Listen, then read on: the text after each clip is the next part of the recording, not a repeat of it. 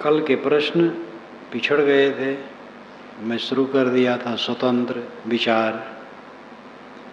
वो प्रश्नों का उत्तर आज, देहाभिमान से कैसे बचा जाए। क्या जागृत अवस्था में सपनों या कल्पनाओं का कारण देह है? ये वाक्य थोड़ा ठीक नहीं है। देहाभिमान से कैसे बचा जाए? विचार से। अनादिकाल का अभ्यास है देह धरने का और देह में ममता करने का। अनादि अभ्यस्त देहाभिमान है, लेकिन देहाभिमान अज्ञान ही है। मैं देह नहीं हूँ, देह तो जड़ है। और एक दिन मैं कहने वाला नहीं रहता है, देह पड़ी रहती है। देह मैं होती तो उस समय भी वो मैं कहती। मैं कहने वाला चेतन है, वो देह से अलग है। जैसे घर में रहने वाला घर से अलग है, जैसे घड़ा में रखा हुआ जल घड़ा से अलग है, जैसे गाड़ी में बैठा हुआ ड्राइवर गाड़ी से अलग है, वैसे देह का संचालक आत्मा देह से अलग है। मैं आत्मा हूँ, देह नहीं। देह में अहंकार होने से वासनाएं जागृत होती हैं और दुनिया की लालसाएं बढ़ती हैं, उमंगें बढ़ती हैं, फिर विकार बढ़ता है, उद्वेग बढ़ता है, अशांति बढ़ती है, क्लेश होता है। देहाभिमान न करने से वासनाएं नहीं उदय होती, उद्वेग नहीं होता है, फिर शांति। इसलिए देहाभिमान का त्याग करना चाहिए। कैसे बचा जाए? विचारों से। विचार ही साधन है। विचार करो, शरीर हड्डी की झोपड़ी है, टट्टी पेशाब भरी है, चाम लपेटा है, मांस रक्त है अंदर, रोगों का घर है, उद्वेगों का घर है, एक गीला शव है, मुर्दा। और एक दिन नहीं आए होगा। हम जब मुर्दा को देखते हैं घृणा होती है। वही ये शरीर है। इसकी विशेषता है इससे साधना कर लेना। वो तमाम वासनाएं जागृत की पड़ी रहती हैं, तो उनमें कुछ चुटपुट बिखरे हुए सपना होते हैं। और सपना में कुछ और का और भी दिखता है। जैसे मैं उड़ रहा हूँ तो उड़ते हुए हवाई जहाज को देखें, और पता नहीं मन में कब कल्पना हुई है उड़ने की भी, स्वयं की भी। वो संस्कार से जो कुछ होता है, ये उपनिषद में भी आता है, बृहदारण्यक उपनिषद में, कि स्वप्न जागृत देश ही है। यानी जागृत के संस्कार ही सपना है।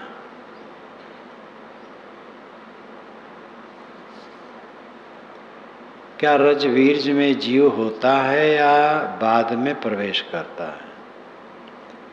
रजवीर्ज में जीव होता है का मतलब नहीं कि रजवीर्ज जीव है, लेकिन ये ज़्यादा युक्तियुक्त है कि जीव वीर्ज में जा करके रज में मिलता है।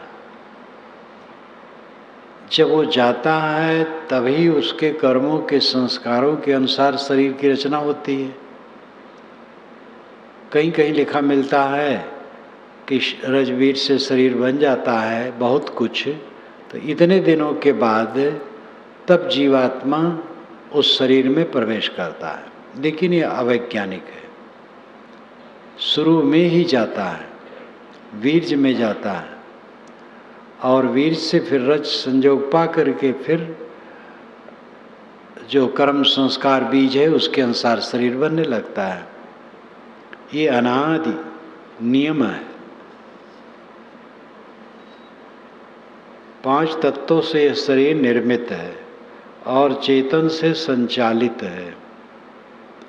बात यहाँ तक तो ठीक है, लेकिन यह मन क्या है और कहाँ से आया है? मन के बिना शरीर का संचालन ही नहीं होगा। 5 तत्व से शरीर बना है और चेतन से संचालित होता है, तो चेतन से कैसे संचालित होगा मन के बिना? सूरज और पेड़ के संबंध में छाया बनती है,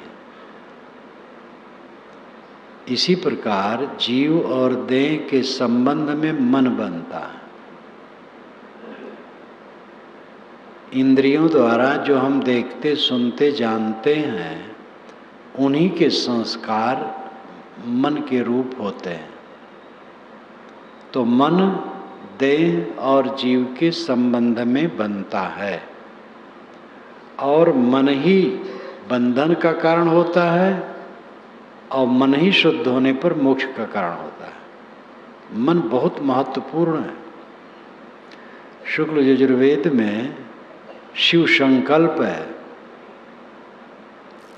शिव संकल्प, मेरा मन शिव संकल्प वाला हो, जो दूर चला जाता है, पता नहीं कहाँ कहाँ विचरता है, जिसके बिना वेद का पाठ नहीं हो सकता है, जिससे समस्त कर्म होते हैं, वो मेरा मन शिव संकल्प वाला हो।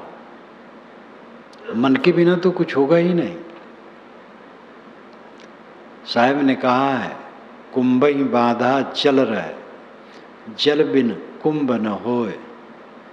ज्ञान ही बाधा मन रहे, मन बिन ज्ञान न होए।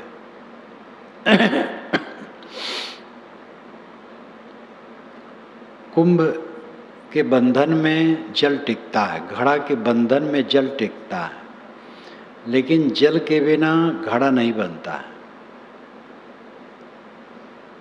घड़ा तब बनता है जब जल मिट्टी में मिलाया जाए, और जल न रहे तो घड़ा नहीं बनेगा, मिट्टी पिंड के रूप में बदलेगी ही नहीं।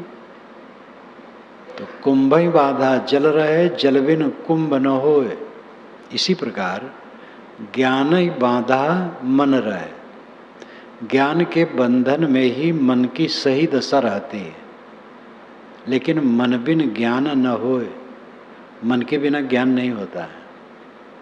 चेतन तो असंग है, मन पुल है। नदी के 2 तटों को जोड़ने वाला पुल होता है। पुल तोड़ दीजिए, दोनों तट अलग अलग। जगत और चेतन का संबंध कराने वाला मन है। मन भवव्याधि है, और मन निर्मल हो गया तो ही मोक्ष का कारण है। इसलिए मन आत्मा और देह के संबंध में बनता है, जो संस्कार है।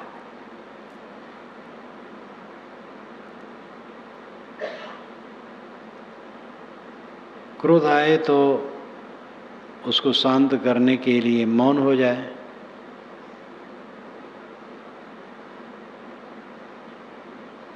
कुछ ऐसा उपाय बताएं कि क्रोध आए ही ना। क्रोध आए ही ना तो बढ़िया है, लेकिन आवे तो मौन रहे, क्योंकि क्रोध में फिर चित्त इतना अस्त व्यस्त हो जाता है कि जो नहीं कहने योग्य है वो मुंह से निकल जाता है। छोटे के लिए, बड़े के लिए, माता पिता के लिए, गुरु के लिए भी ऐसे शब्द निकल जाते हैं जो नहीं कहना चाहिए, क्रोध के कारण। और फिर अगर उसका मन ठीक है तो पीछे वो पछताता है। अब बहुत ही भ्रष्ट है तो माने रहता ठीक किया हो तो कोई अपवाद स्वरूप ऐसा हो गया, बाकी सबको दुख होता है कि मैंने क्या कह डाला। तो क्रोध आवे तो न बोले तो अच्छा है। क्रोध आए ही ना, साधना तो यही करना है कि क्रोध आए ही ना। क्रोध अहंकार से आता है और कामना से। अहंकार मूल है, अहंकार के कारण कामना भी मूलबद्ध बनती है, नहीं तो कामनाएं तरल होती हैं। विवेकवान की कामनाएं इच्छाएं तरल होती, सरल होती, हो जाए ना हो जाए ना हो जाए, जो आवश्यक है वो सोचता है ये हो जाए, ना हो गया कोई हर्ज नहीं। लेकिन जब अहंकार होता है तो अहंकारी आदमी की कामना बड़ी मूलबद्ध होती है और उसके विपरीत सुन करके वो भड़बड़ा उठता है। इसलिए अहंकार जड़ है, जितना अहंकार उतना क्रोध। अहंकार और क्रोध का दो सिक्कों का संबंध, दो पहलुओं का संबंध है। एक सिक्के के दो पहलू, सिक्का एक है, पहलू दो है। ऐसे अहंकार और क्रोध को चीर चीर के अलग नहीं कर सकते। अहंकार में क्रोध है, अहंकार नहीं होगा तो क्रोध होगा ही नहीं। इसलिए क्रोध को दूर करने के लिए अहंकार दूर करना चाहिए। अहंकार वही विवेक विचार से ही दूर होगा। कुछ अपना है ही नहीं, किसका अहंकार। विचार की अवस्था में ऐसा मन रहेगा, और जब विचार नहीं रहेगा, धुंध रहेगा, तो अहंकार रहेगा। तो अहंकार में उद्वेग, अहंकार भयंकर बीमारी है। अहंकार भवव्याधि है, अहंकार भवव्याधि की जड़ है। सारे दुर्गुणों, सारी बुराइयों से प्रबल अहंकार है। अहंकार शत्रु को मारे बिना कोई कल्याण नहीं प्राप्त कर सकता। अहंकार मिटेगा तो क्रोध अपने आप मिटेगा, और अहंकार मिटेगा जब निरंतर विचारों का प्रवाह चलेगा कि सब कुछ नश्वर है, सब कुछ छूटने वाला है, सारा संबंध केवल संयोग है, कुछ स्थिर नहीं है। किस चीज का अहंकार? दूध पानी जब एक में मिल जाते हैं तो दूध अशुद्ध हो जाता है। इसी प्रकार चेतन जड़ से मिलकर के अशुद्ध हो जाता है। अशुद्ध हो जाता है ऐसी बात नहीं, चेतन अशुद्ध कभी नहीं होता है। मन अशुद्ध होता है, मन से माना जाता है, और मान करके अशुद्धि आती है। चेतन कभी अशुद्ध नहीं होता है। चेतन को क्लेश का अनुभव होता है। मन जब अशुद्ध होता है तो चेतन को क्लेश का अनुभव होता है।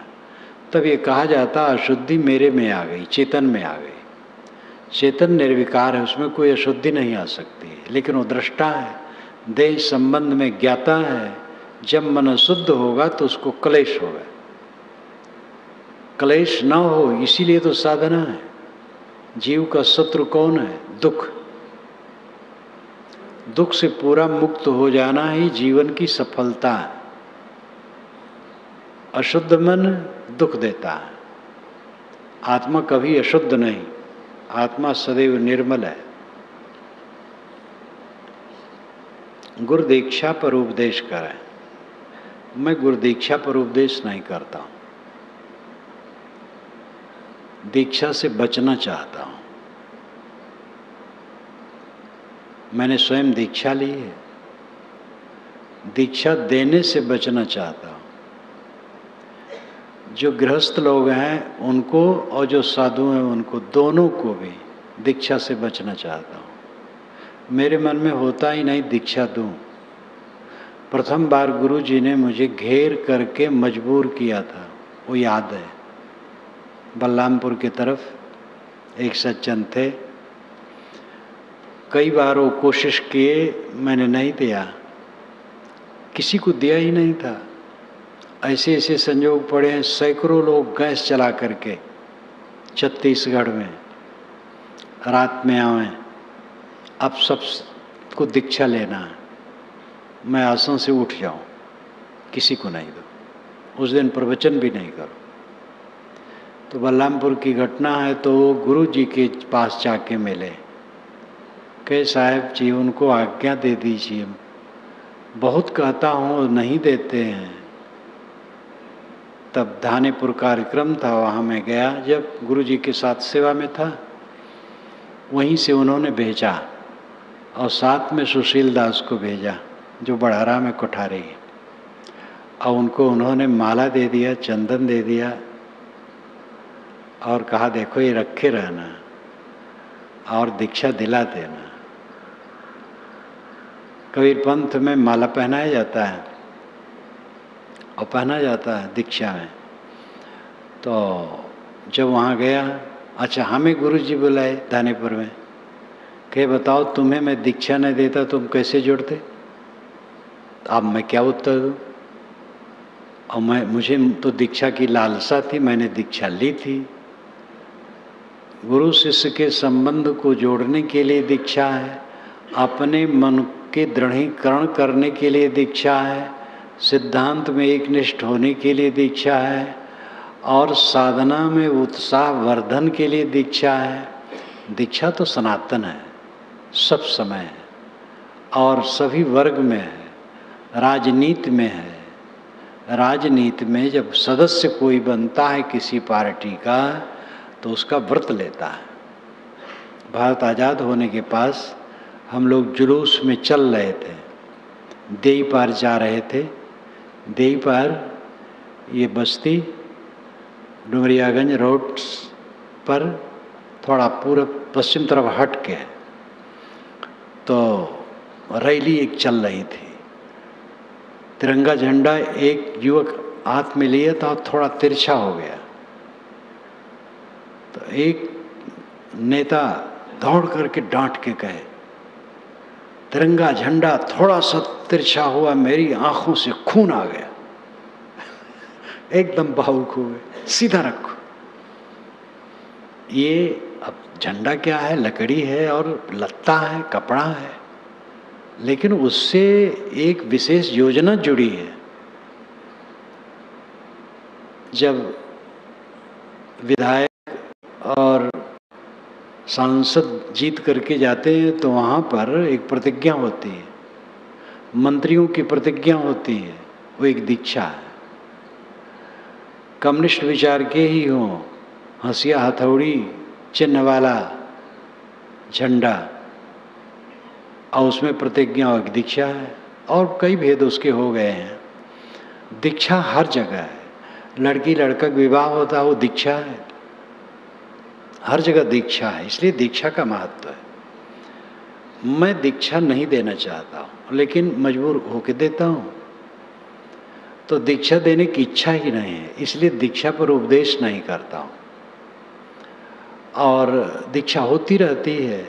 ज़्यादातर पढ़े लिखे लोग जब हम लगते हैं हमारे पास, तो मैं उनको कहता हूँ कि तुम पढ़ो, समझो, मेरे विचारों को समझो, और विचार ठीक लगें तो दीक्षा तो पहले ऑटोमेटिक हो गई फिर, और बाहर रूप से भी दीक्षा जरूरी है, वो भी हो जाएगी।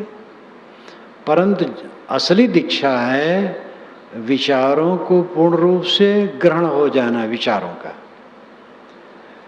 गुरु जो कहता है और जैसे वो करता है वो बात अच्छी लगती है, तो गुरु की बात अपने आप अंदर में आ जाती है। गुरु, असली गुरु कौन है? उपनिषदों में श्रोत्री ब्रह्मनिष्ठ कहा गया है। श्रुतियों में गुरु ऐसा होना चाहिए जो श्रोत्री हो और ब्रह्मनिष्ठ हो। श्रोत्री का मतलब बहुत सुना हो, उस समय किताबें नहीं थी तो गुरु सुनाते थे, शिष्य सुनता था। तो बहुत सुना हो जो मतलब ज्ञान से परिपूर्ण हो गया हो, श्रोत्री। और ब्रह्मनिष्ठ, ब्रह्म नाम आत्मा, सुस्वरूप, आत्मा में निष्ठ हो, श्रोत्री ब्रह्मनिष्ठ। पारक सिद्धांत कबीर पंथ में कहा जाता है रहनी बोध संपन्न हो। वही बात है, भाषा का अंतर है, बात एक है। रहनी बोध संपन्न हो, रहनी यानी पवित्र आचरण, और समाधि अभ्यासी हो, और बोध सच्चा ज्ञान हो, जिसकी वस्तु ठीक हो और आचरण ठीक हो, सच्चा गुरु है। वस्तु का मतलब ज्ञान, ज्ञान उसका निर्भ्रांत स्वरूप ज्ञान, और ज्ञान के जितने क्षेत्र हैं निर्भ्रांत हैं, उसके सारे विचार निर्भ्रांत हैं, और उसकी रहनी पवित्र है, वो सच्चा गुरु है।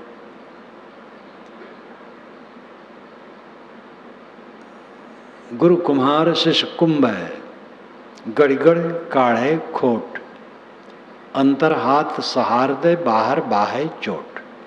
इस साहिब की साखी है। गुरु कुम्हार है, शिष्य कुंभ है। कुम्हार कुंभ को बनाता है तो अंदर से हाथ लगाए रहता है, वो एक मुठिया होती है मिट्टी की, उसको पकड़े रहता है, वो अंदर से लगाए रखता है और ऊपर से पीटता रहता है, धीरे धीरे धीरे धीरे सुंदर बनाने के लिए पीटता है, लेकिन अंदर से लगाए रखता है। गड़गड़ काढ़े खोट, पीट पीट करके बुराइयों को अलग करता है। अंतर हाथ सहार दे बाहर बाहे चोट। अंदर से तो करुणा है, लेकिन कसने की जरूरत है। केवल करुणा करुणा से तो कोई सुधर नहीं सकता है, कसने की भी जरूरत है। तो इस प्रकार गुरु और शिष्य के स्वरूप को सदगुरु ने बताया, और उनके तो वाणियों में बहुत है गुरु शिष्य के विषय में। बीजक में ही है, साखी ग्रंथ में तो और बहुत है। यह तन विष की बेलरी गुर अमृत की खान, शीश दिए जो गुर मिले तो भी सस्ता जान। यह शरीर विष की लता है और गुरु अमृत की खान है। इस शरीर को जो विष की लता है, गुरु के अमृत के खान में डुबा दो, ये भी अमृत हो जाए। गुरु अमृत की खान कैसे हो गए? क्योंकि उन्होंने देहाभिमान छोड़ करके आत्म स्थित में विश्राम पाया, इसलिए वो अमृत हो गए। हम भी वैसे अमृत हो जाएं। गुरु का जीव कुछ भिन्न तरह से नहीं है, सभी जीव रूप में गुरु रूप है। गुरु यानी श्रेष्ठ शुद्ध रूप है। वेदांती कहते ब्रह्म रूप है, बात वही है। ब्रह्म रूप है, गुरु रूप है, श्रेष्ठ रूप है, पारक रूप है। लेकिन जिनका मन ठीक नहीं, बोध ठीक नहीं, आचरण ठीक नहीं, वो गुरु रूप ब्रह्म रूप होते हुए भी बिलबिला रहा है, क्योंकि बोध नहीं है। जब बोध हो जाए, समझ हो जाए, रहनी ठीक हो जाए, ब्रह्म रूप हो गया, गुरु रूप हो गया, श्रेष्ठ रूप हो गया। तो गुरु ही गुरु रूप नहीं है, दूसरे जीव भी सब गुरु रूप हैं। लेकिन जब तक बोध रहनी न हो तब तक गुरु रूप कहाँ है? ये शरीर विष की लता है, गुरु अमृत की खान है। क्योंकि मेरे शरीर में अबोध है, अज्ञान है, तृष्णा है, इसलिए मैं दुखी हूँ। और गुरु ये सबसे पार हो गए, इसलिए अमृत खान हो गए। उनके साहचर्य से फिर हम भी वैसे हो सकते हैं। अथर्ववेद में एक बड़ा सुंदर मंत्र आता है, आचार्य उपनयमानो ब्रह्मचरणम कृणुते ग्रह्मंता। शायद ऋग में भी है, पूरा ख्याल नहीं होता, अथर्व में तो है। आचार्य उपनय मानो ब्रह्मचरणम कृणुते ग्रह्मंता, तम रात्रिम त्रिस उदरे विभर्ति, तम जातम द्रष्टुमभिसंयन्ति देवा। आचार्य उपनय मानो, आचार्य उपनय मान होता है। आचार्य गुरु को कहते हैं। आचनोच्चा शास्त्राणि आचार्य स्थापत्य स्वयमाचरते तमाचार्यम प्रचक्षते, ये आचार्य की परिभाषा है। जो शास्त्रों के वचनों का चयन करे, शास्त्रों से अच्छे अच्छे वचन संग्रह करके, संपादन करके सही रास्ता समाज को दिखाए। आचनोच्चा शास्त्राणि, आचार्य स्थापत्य, और सदाचार की स्थापना करे। स्वयमाचरते यस्तु, और वो स्वयं भी आचरण करे। तमाचार्यम प्रचक्षते, उसको आचार्य कहते हैं। शास्त्रों के अच्छे विचारों का संकलन करके समाज में प्रस्तुत करे, सदाचार की स्थापना करे, स्वयं सदाचार से रहे, वो आचार्य। तो आचार्य गुरु। आचार्य कैसे होता है? उपनयमान, उपनयमान होता है। उपनयमान का अर्थ है खींच लेने वाला, किसी को पकड़ करके अपनी तरफ खींच ले, उपनयमान होता है। वो ब्रह्मचारी को, शिष्य को खींच लेता है। आचार्य उपनयमानो ब्रह्मचारिणम, ब्रह्मचारी को, शिष्य को गुरु अपनी तरफ खींच लेता है। आचार्य उपनयमानो ब्रह्मचारिणम, तो इतने नहीं करता है, गर्भ मंतः, वो अपने गर्भ में ले लेता है, पेट में ले लेता है। फिर तम रात्रिस्त्रिस उदरे विभर्ति, उसको 3 रात तक अपने पेट में रखता है। तम जातम दृष्टमभिसंयन्ति देवा, 3 रात के बाद जब वो जागता है, जन्म लेता है, पैदा होता है, तम जातम, जब पैदा होता है गुरु के पेट से निकल करके, दृष्टमभिसंयन्ति देवा, देवता लोग उसके दर्शन के लिए आते हैं। ये अलंकारों में कहा हुआ वचन है। वेदों में अलंकार बहुत है, कबीर साहिब वाणी में अलंकार बहुत है। वेद और कबीर वाणी दोनों अलंकारों से भरे हैं, इसीलिए सब लोग समझ नहीं पाते हैं। जो शैली समझेंगे गुरुमुख से पढ़ करके वही समझ पाएंगे। तो गुरु समर्पित शिष्य को अपने गर्भ में ले लेता है। तो ऐसे कोई जबरदस्ती थोड़े ले लेगा। जो शिष्य बन जाए, दोनों बानक है, शिष्य का बानक है शिष्य बन जाना, और गुरु का बानक है बोध और रहनी में संपन्न होना। और कोई शिष्य तो बन गया बेचारा, और गुरु धूर्त है, भटका दिया, आचरणहीन है, बोधहीन है, तामझाम है उसका, केवल भटक गया, तो शिष्य बेचारा क्या पाएगा? गुरु पूर्ण है, शिष्य को समझ ही नहीं है, तो कैसे होगा? इसलिए शिष्य की विशेषता है कि वो समझ करके शिष्य बन जाए। शिष्य ही गर्भस्थ हो सकता है। शिष्य बन जाने का मतलब है अहंकार छोड़ दे, गुरु पर निर्भर हो जाए। 3 रात तक गुरु उसको अपने उदर में रखता है। 3 रात क्या है?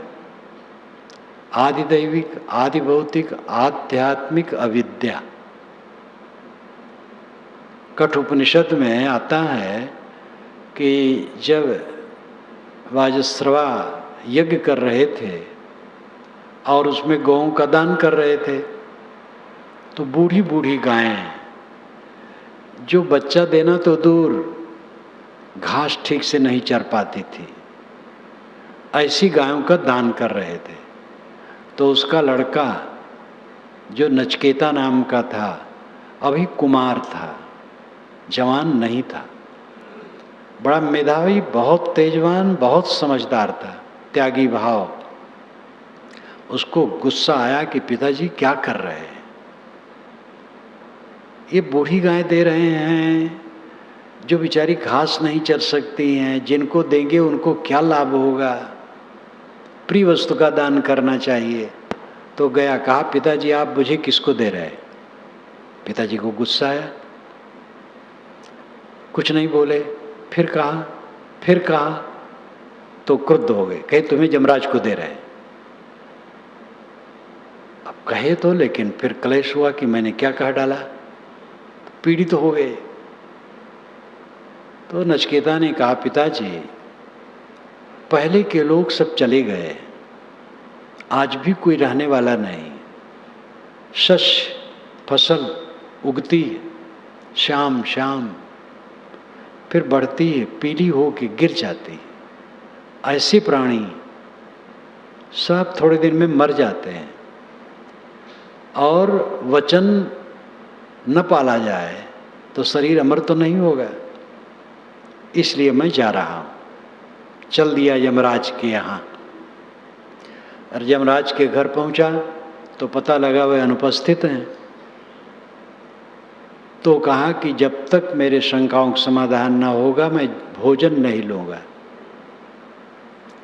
जब यमराज आए तो उन्होंने नचिकेता से कहा कि तुम 3 रात तक ऐसे उपवास से बैठे रहे,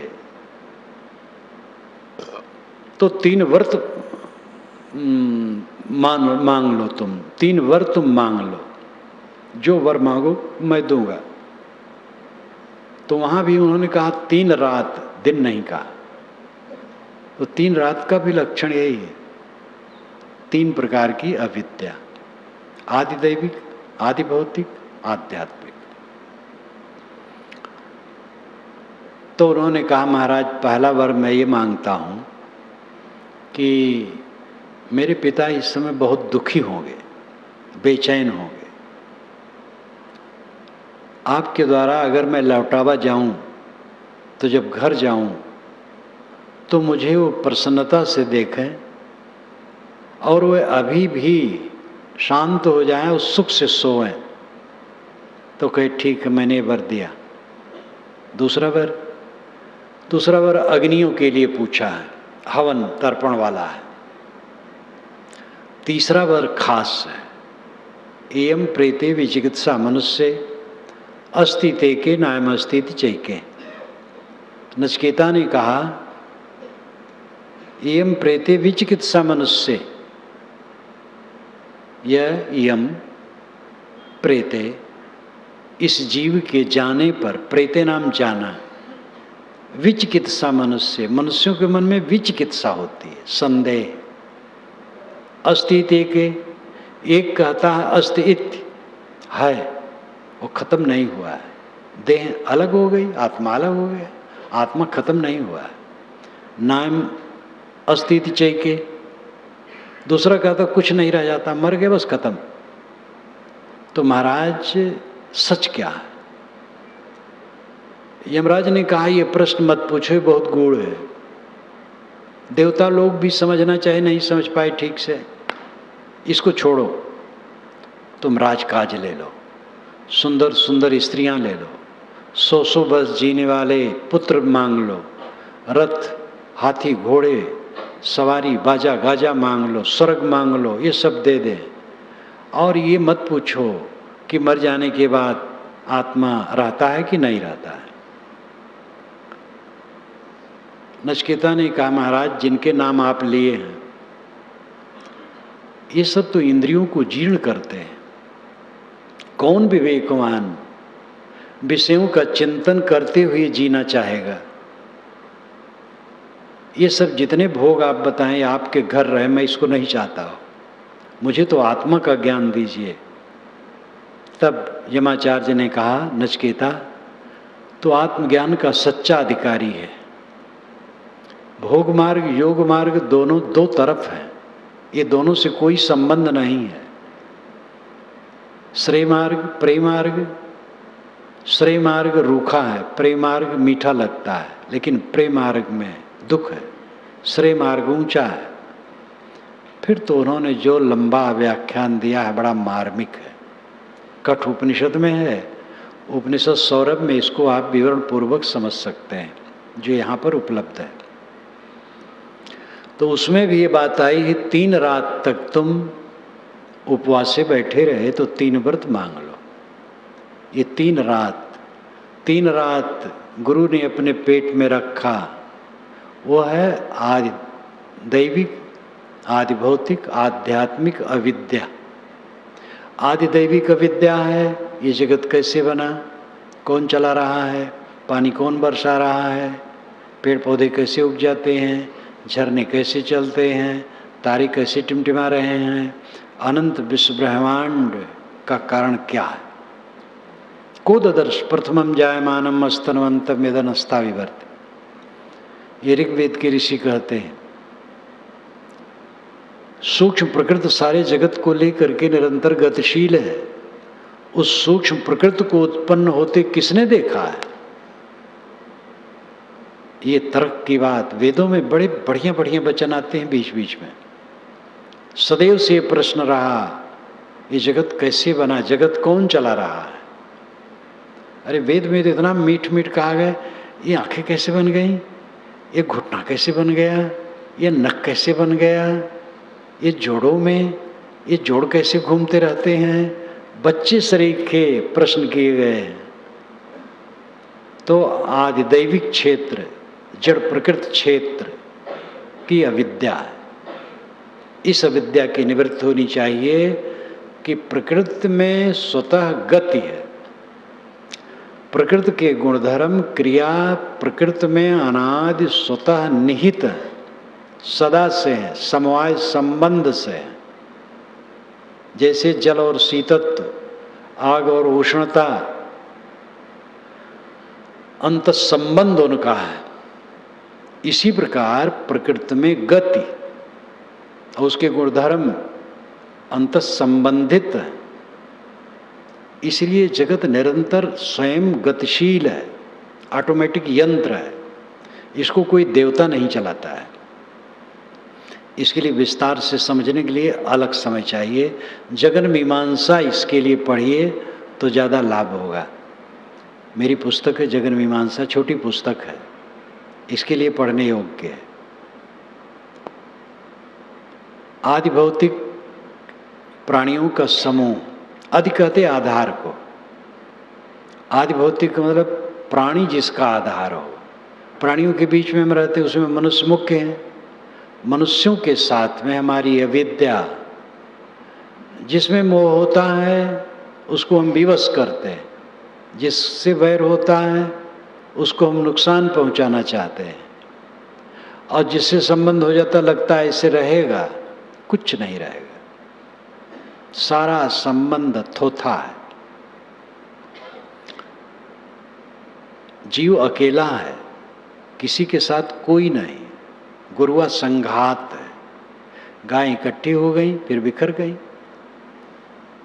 इस चीज को समझे और निर्मोह होकर के धर्मशाले में जैसे रहा जाता है वैसे रहे। अपना अपना बोरिया बिस्तर बांध करके धर्मशाले वाले चल देते हैं, कोई किसी के साथ बैठता नहीं है। थोड़ा मेलजोल कर लिए बस चल दिए, ऐसे यहाँ से चल देना है। ये आदि भौतिक क्षेत्र की अविद्या मिटाना और आध्यात्मिक अविद्या, देह मन बुद्धि इत्यादि आत्मा से जुड़े हैं, इसलिए अध्यात्म है। आत्मा को समझना और आत्मा से संबंधित देह मन बुद्धि इत्यादि को समझना। देह स्थूल शरीर है, सूक्ष्म मनोमय है, कारण अज्ञान है। तीन देहों की कल्पना, स्थूल सूक्ष्म कारण। स्थूल ये मिट्टी का लौंदा है, सूक्ष्म वासना का पुंज है, कारण शरीर अज्ञान को कहते हैं। पारक सिद्धांत में कारण शरीर अलग नहीं कहा जाता है, स्थूल सूक्ष्म दो ही कहा जाता है। सूक्ष्म में अज्ञान अपने आप है।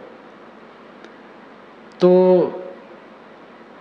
पंचकोश के रूप में स्थूल शरीर अन्नमय कोश है, और इसमें जो वायु का समूह है वो प्राणमय कोश है, और संस्कारों का समुच्चय मनोमय कोश है, और बुद्धि का प्रकाश विशेष ज्ञान संग्रह वो विज्ञानमय कोश है, और आनंद की अनुभूति जो होती है अनुकूलता में, ये आनंदमय कोश है। इन सभी कोशों से आत्मा अलग है, शुद्ध चेतन मात्र है। मैं असंग हूँ, अकेला हूँ, न मैं किसी का कारण हूँ, न कार्य हूँ, न अंश हूँ, न अंशी हूँ। मेरा नित्य संबंध किसी से नहीं है, न जड़ से है न दूसरे चेतन से है। चेतन असंग है, असंगो अयम पुरुषः, ये श्रुति भी कहती है। तो इस प्रकार आध्यात्मिक अविद्या ये एक रात है। संक्षेप में मैंने कहा आदिदैविक, आदिभौतिक, आध्यात्मिक ये 3 अविद्या की रात है। तम रात्रिस त्रिस उदरे विभर्ति। वह गुरु शिष्य को अपने पेट में 3 रात तक रखता है। जब तक ये तीनों रात न कटें तब तक मानो शिष्य पैदा नहीं होता है, गुरु के पेट में है। जब ये तीनों रात कट गई, आदिदैविक अविद्या मिट गई, आदिभौतिक अविद्या मिट गई, आध्यात्मिक अविद्या मिट गई, तम जातम, फिर वो पैदा हो गया, प्रकाशित हो गया। तब फिर देवता लोग उसके दर्शन के लिए आने लगे। देवता मतलब सज्जन। सज्जन लोग ऐसे साधक के दर्शन करने आते हैं जिनकी तीनों अविद्याएं मिट जाती हैं। तो आचार्य उपनय मानो, आचार्य उपनय मान होता है। ब्रह्मचरण कृणते गर्भमंता, ब्रह्मचारी को अपने गर्भ में ले लेता है। ये अलंकारों का कथन है। अभिप्राय है कि शिष्य शिष्य बन जाए और गुरु पूर्ण काम, निष्काम, अकाम, तृप्त काम हो। तो गुरु शिष्य का ये बानक है और फिर शिष्य का कल्याण होगा। अहंकार आएगा तो भटक जाएगा। अहंकार छोड़ करके, समर्पित हो करके जो काम करेगा उसका कल्याण होगा। प्रचलित आधार पर गुरु बदलने पर प्रायश्चित करना पड़ता है। गुरु बदलने की जरूरत नहीं, प्रायश्चित क्यों करो? प्रायश्चित जो कहते हैं वो ठीक नहीं है। जब हम प्राइमरी में पढ़ते हैं तो पढ़ते हैं, फिर मिडिल में जाते हैं तो कोई प्रायश्चित करते हैं। जो प्राइमरी में हमें पढ़ाए हैं वो गुरु हैं, अब मिडिल के हमारे गुरु हैं, फिर हाई स्कूल के हैं, फिर कॉलेज के हैं, फिर विश्वविद्यालय के हैं। लेकिन प्राइमरी में जो पढ़ा है उसका अनादर थोड़े होगा। वो तो भौम की बात उसने बताई है शुरू में। किसी गुरु का अनादर नहीं होता है और इसमें प्रायश्चित की जरूरत नहीं है। गुरु और सदगुरु में फर्क है। गुरु बहुत है, माता पिता पहले गुरु हैं, नाल छीनने वाली दाई भी गुरु कही जाती है, कर्णवेद करने वाला गुरु कहा जाता है, शिक्षा देने वाला गुरु कहा जाता है, मंत्र देने वाला गुरु कहा जाता है। कई गुरु होते, बहुत गुरु, एक एक विषय कोई ज्ञान क्या वही गुरु। सदगुरु एक होता है जहाँ से सब भ्रम कट जाए। जाको सदगुरु न मिला व्याकुल दहु दिस धाय, आँख न सूझे बावरा घर जरे घूर बुताए। गोस्वामी जी का, ये तो कबीर साहब का है। गोस्वामी जी कहते सदगुरु मिले ते जाए जिम संशय भ्रम समुदाय। सदगुरु के मिलने से सारे भ्रम कट जाते हैं। तो गुरु अलग है, सदगुरु अलग है। हम कोई भी गुरु है कुछ रास्ता दिखाता, ऐसे भी गुरु हैं धोखेबाज हैं, चालबाज हैं, उनको स्वयं ज्ञान नहीं है और बड़ा बड़ा प्रपंच है। ऐसे पहले भी रहे, आज भी हैं, आगे भी रहेंगे। अब ऐसे हैं कि जो ऐसा नहीं है, ईमानदार हैं, सरल हैं, पवित्र हैं, लेकिन स्वयं उनको बोध नहीं है। तो जैसा है वैसा कहते हैं, जितना समझ पाते उतना कहते हैं। तो कोई भी गुरु से जो हमें मिलता है उसका उपकार हम मानते हैं। लेकिन अभी बोध में कसर है, तो हम सच्चे सद्गुरु की खोज करते हैं और जहाँ पर पूर्ण संतोष हो गया वो सद्गुरु है। प्रायश्चित की इसमें बातें नहीं है। जो पीछे वाले गुरु हैं वे सब हमारे उपकारी हैं। अब वहीं बैठे रहें और यथार्थ गुरु के पास पहुँचे ना, बहुत बड़ा भोलापन होगा। कोई पाप किया गया जो प्रायश्चित करेंगे? ये तो प्रगति है। और पूर्ण सद्गुरु मिले, वहाँ से निर्देश आदेश मिला, उनका संरक्षण मिला, तो वहाँ वो एकदम जुड़ जाएगा। बाकी अन्य गुरुजन जो जीवन में हुए हैं उन सब का आदर करेगा, प्रायश्चित नहीं। बिना गुरु दीक्षा के साधना सफल नहीं होती है। वस्तुतः बिना कहीं जुड़े अस्थायित्व तो नहीं आता है, और कहीं भी जुड़ जाना ठीक नहीं है। जहाँ पर अपना पूरा समाधान हो, बोध के विषय में और रहनी के विषय में, दोनों में, वहाँ होना चाहिए, तभी सक्रियता आती है। लेकिन इसके लिए जल्दीबाजी नहीं करना चाहिए, समझना चाहिए अच्छी तरह से। मान लो कोई ऐसा नहीं परवाह करता है हम ऐसे रहें, वो ऐसे रह करके अपना जो बन सके करे, क्योंकि पात्रता भी तो अलग अलग है ना। लेकिन जो पूर्ण रूप से काम करना चाहेगा वो बिना दीक्षा के जीवन भर नहीं रहेगा। लेकिन जो कुछ भी लेकर के चल रहा है, कुछ कर रहा है, तो बिना दीक्षा चल रहा है, वो भी बहुत बढ़िया है। इस प्रकार आप लोगों के प्रश्नों का संक्षेप में उत्तर हुआ। अंततः अपने केंद्र में आओ, वृत्त से लौटकर। वृत्ति और केंद्र, तेली का कोल्हू होता है। अब तो सब उड़ गया, बड़ी बड़ी मशीनें आ गई जिसमें बैल चलने की बातें नहीं है। गन्ना की पेराई होती है, कोल्हू से होती रही, बैल चलते थे। तो तेली का बैल परिधि में घूमता है, वृत्ति में घूमता है। केंद्र कोल्हू है, आत्मा केंद्र है, मन वृत्ति है, परिधि। हमारा मन परिधि में घूमता है, चारों तरफ घूमता है, परिधि है। और परिधि में जब तक रहेगा तब तक उसे संतोष नहीं होगा, वो भटकता रहेगा। केंद्र में आ जाए तब संतोष होगा। केंद्र स्वयं स्वरूप है, आत्मा जीव है, चेतन है। मैं केंद्र हूं, मैं तत्व ही को जीव, चेतन, आत्मा, ब्रह्म, परमात्मा सब कहते हैं। आत्मा केंद्र है और मन परिधि में घूमता है। जीवन भर परिधि में घूमते घूमते घूमते शरीर छूट गया, फिर भटके। परिधि से सिमट करके केंद्र में आ जाए, ये जीवन की सफलता है। ध्यान इसी के लिए है, परिधि से लौट करके केंद्र में आने के लिए।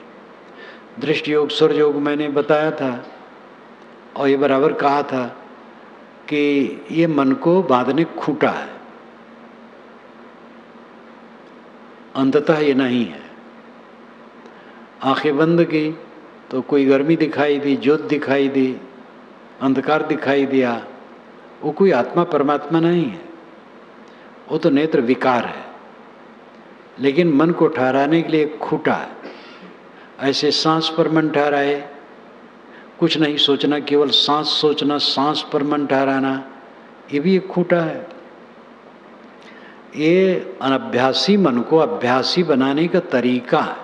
ऐसे और तरीके हैं। बिंदु है, एक चमकता हुआ बिंदु, शरीर में कहीं कल्पना कर लें, उसे मन ठहराएं। नाद, कानों में उंगली डाल लें, सुने नाद, उसमें मन ठहराएं। गुरु का, संत का, किसी महापुरुष का चित्र मन में ले लें, उसे मन ठहराएं। ये सब खूंटे हैं मन को बांधने के लिए।